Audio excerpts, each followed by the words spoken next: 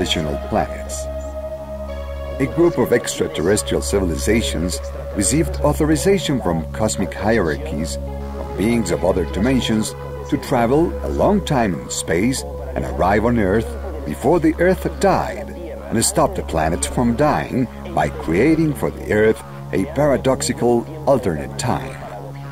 Let's imagine for an instant that time in the universe is like an ascending spiral, and in one of the curves of the spiral, the Earth died, but the universe continued. So a group of civilizations that is able to travel through space and time, through cosmic folds and multidimensional gates, arrives on Earth and stops the Earth from dying.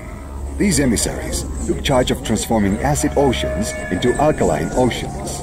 They sowed spores in our world. They accelerated the process of life, hoping that our planet, at a certain moment, could foster a civilization with a psychic and spiritual potential, able to reach levels of evolution that not even these visitors had achieved. It would be a civilization able to reconnect with and establish a bridge of communication with the Creator universe, with the spiritual universe. It would be a civilization destined to surpass their own level of development. The prospect of this opportunity going to new civilizations did not make Lucifer happy. From the very first moment, he tried to boycott and sabotage the project and prevent it from going forward, because it wasn't what he had suggested. We will discover then that the first civilization to be established on our planet was of extraterrestrial origin. Beings of the constellation of the Swans landed on our planet, in a continent in the area corresponding to the present location of Antarctica. This first civilization was also called Antarctica. Later on, other beings arrived in what corresponds to the Mesozoic era, or secondary era, and they installed themselves in the upper part of northern Europe, in what became the Hyperborean civilization, the upper north. These beings coexisted with an unstable and violent environment, dominated by dinosaurs. They performed genetic manipulation as part of their mission, but then, 65 million years ago, without them being able to stop it, a meteor shower took place. That was a terrible disaster. A cosmic catastrophe was caused by an asteroid of nearly 10 kilometers in diameter, which hit our planet, leaving a crater of 250 kilometers in diameter on the coast of Mérida in the Yucatan Gulf. The impact produced an expansive wave so violent that it wiped out a large proportion of the dinosaurs. Had not this happened, these creatures would have evolved into an intelligent form of life, and today they would be the ones to rule our planet with their intelligence.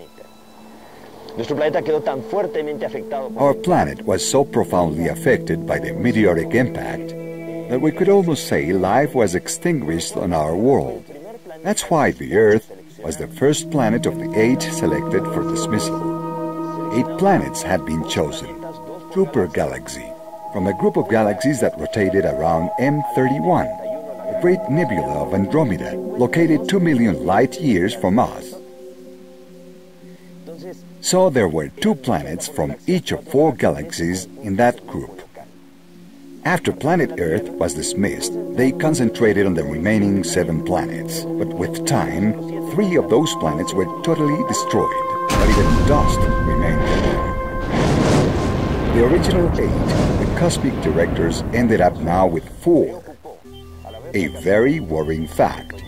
Having the project fail on the other 4 planets, they decided to give a new opportunity to planet Earth. These beings who always traveled through space and time for them not being the same as it is for us, came to our world and found out that 80,000 years ago, the Lemurian race, the black race originating from Earth, had evolved to such an extent that they had awakened all their potential, including their extrasensory perception. These human beings were capable of discovering that we were living in an alternate time, different from the real time of the universe, and that time could be crossed. Part of this development resulted from the consumption of hallucinogenic plants, something that the extraterrestrials frowned on. When the extraterrestrials that had dedicated attention to the development of the other 4 planets found out that humanity on Earth was evolving and advancing, but had done it through a process that they considered unworthy, they decided to come here, some 30,000 to 35,000 years ago, and induce a terrible regression in the form of a collective forgetting or global amnesia on the part of humanity. This is mentioned in the Bible in Genesis chapter 11, when it refers to the Tower of Babel. There was an era in history when human beings used to speak the same language. What this means is that we had developed telepathy, extrasensory perception, and we had even been able to construct a ladder to the sky, meaning a connection with the superior, with other realities. And the Bible says that the Elohim were afraid that to the human being nothing would be impossible. So they decided to intervene, to make us forget.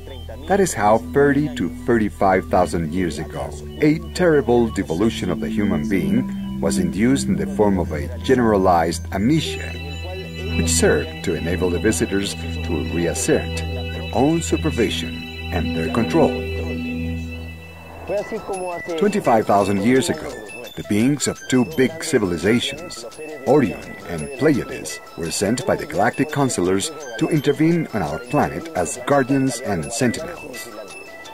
Some of them were beings from Orion, and others were beings of the Pleiades. Not all Orions had a humanoid or anthropomorphic appearance. There were ones with reptilian appearance, specifically the chief of the Orions, who was called Satan, an extraterrestrial, not to be confused with Lucifer, who was an ultra-terrestrial. Over centuries of angelology, the study of angels, so much confusion has developed that sometimes the same name is used to refer to an angel of light or one of darkness, and vice versa. For example, the word Satan, adversary, is used to refer to Lucifer when they are 2 completely different entities. The Guardians and Sentinels had the idea to evaluate the evolutionary process of humanity.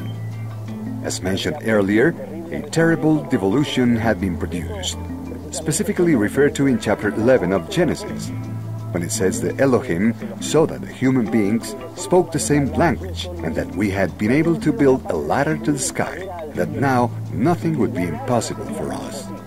This ladder obviously wasn't a ziggurat, or a tower, or a pyramid, but a psychic and spiritual connection. So they decided to come here and confuse the languages. They made us forget, and that forgetting was a form of devolution as recorded in the cosmic plan. Then the responsibility of these guardians and sentinels was assigned to Satan, who was a loyal follower of the teachings of Lucifer. Satan took a moment to consider that if the project had failed in the other 7 planets, and that if here the experimenters had lost control of the experiment from the beginning, it could jeopardize the cosmic statu quo, the established order. The best thing to do, he reasoned, was cancel the project and end it so that the experiment would not continue in our world. Not all the Guardians and Sentinels were in agreement with Satan's point of view, and some of them stayed loyal to the cosmic plan, while others turned against it. Thus, a tension and crisis arose among the Guardians, initially on the theoretic level, but subsequently became a real war of the galaxies, whose echoes still resound throughout the universe. The Bible tells of the war between the sons of light and the sons of darkness, the war of the angels. The Mahabharata and the Ramayana talk about the true war of galaxies, with our world as a neutral scenario of their battles. At the end, the leaders of the opposition were subjected to extradition to Earth. They didn't want to come to help us. They were forced to come here. Even though not all the Orions participated with the dissidents, and many of them remained faithful to the cosmic plan, they were replaced by beings of Sirio, a greater clan, who along with the Pleiadians remained as guardians and sentinels. Those Orions who remained loyal were sent to the moons of Jupiter, and they remained there in mining colonies observing our planet, with hopes that someday they could act as planetary instructors and compensate for the damage that their fellows had caused us. or vindicate themselves as a civilization.